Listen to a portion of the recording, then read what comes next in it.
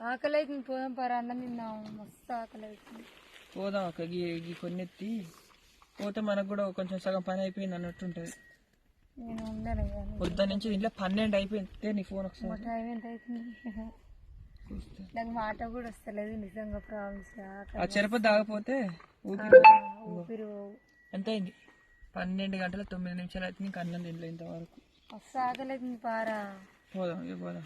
ఇది ఒక్కొక్క బస్తాను నింపి పోదాం. అమ్మో, మళ్ళీ వాళ్ళు వచ్చే వరకు మనం కంప్లీట్ చేసుకుంటారు అక్క. బస్తా గిస్తా అన్ని కుట్టుకొని ఉండాలి. బస్తాలు మనం 16 బస్తాలు అంటే ఏంది ఉండాలే కానీ ఆకలి మస్తు అవుతుంది. ఎప్పుడైనా తినే టైం అదే టైం తీసుకుంటుంది కదా తినడానికి.